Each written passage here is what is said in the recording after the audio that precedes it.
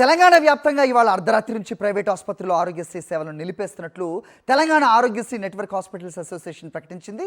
ఆరోగ్యశ్రీ కింద అనుసంధానమైన 323 private network హాస్పిటల్స్కు ప్రభుత్వం నుంచి పెద్ద మొత్తంలో బకాయిలు రావాల్సి ఉందని, ఈ విషయమై ఆరోగ్య శాఖ మంత్రి ఆరోగ్యశ్రీ సీఈఓలను కలిశామని, అయినా తమ సమస్యలు పరిష్కారం కాకపోవడంతో విధి లేని పరిస్థితుల్లో ఈ సేవలు నిలిపేస్తున్నట్లుగా టీఏఎన్హెచ్ఏ రాష్ట్ర అధ్యక్షుడు డాక్టర్ వదిరాజు రాకేష్ వెల్లడించారు. ప్రభుత్వం నుంచి తమకు సుమారు 1400 కోట్ల వరకు బకాయిలు రావాల్సి ఉందని ఆరోగ్యశ్రీ నెట్వర్క్ ఆసుపత్రులు చెబుతున్నాయి. రైట్, ఇదే అంశంపై అప్డేట్స్ మా కరెస్పాండెంట్ విక్రమ్ అడిగి తెలుసుకుందాం. విక్రమ్, చెప్పండి.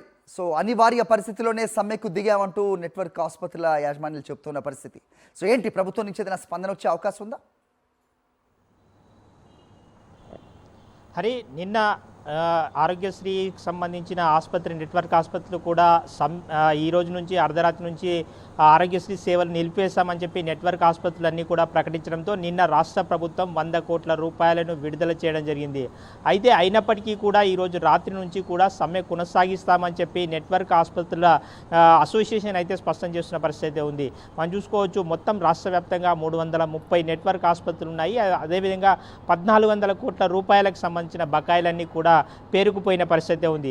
ఆరోగ్యశ్రీకి సంబంధించి చూసుకుంటే గత 12 నెలలుగా పెండింగ్ బకాయిలు పేరుకుపోయాయని చెప్తున్నారు. అదేవిధంగా ఎంప్లాయీస్ హెల్త్ కార్డులకు సంబంధించి, జర్నలిస్ట్ హెల్త్ కార్డులకు సంబంధించి దాదాపుగా గత 22 నెలలుగా కూడా పూర్తిగా పెండింగ్లో ఉన్నాయి. దానికి సంబంధించిన నిధులు మంజూరు కావట్లేదు అని చెప్పి వీరంతా కూడా ఆరోపణ చేస్తున్న పరిస్థితి ఉంది. మొత్తం 1400 కోట్ల రూపాయలను ఎప్పటికప్పుడు విడుదల చేసే విధంగా చర్యలు తీసుకోవాలి. పెండింగ్ బకాయిలు పేరుకుపోవడంతో ఆసుపత్రుల నిర్వహణ కష్టంగా మారిందని చెప్పి నెట్వర్క్ ఆసుపత్రుల అసోసియేషన్ అయితే స్పష్టం చేస్తుంది. నిన్న రాష్ట్ర ప్రభుత్వం 100 కోట్లు విడుదల చేసిన నేపథ్యంలో నెట్వర్క్ ఆసుపత్రులు మరో పునరాలోచన చేస్తాయా, లేదా ఆరోగ్యశ్రీని పూర్తి స్థాయిలో నిలిపివేస్తారా అన్నది మరి కాసేపట్లో తెలియనుంది. మరోసారి ఈరోజు అసోసియేషన్ ప్రతినిధి అంతా కూడా సమావేశం కాబోతున్నారు. నిన్న 100 కోట్ల విడుదలపై ఏ విధంగా ముందుకు వెళ్ళాలి అన్న దానిపై ఈరోజు తుది నిర్ణయం తీసుకునే అవకాశం ఉంది.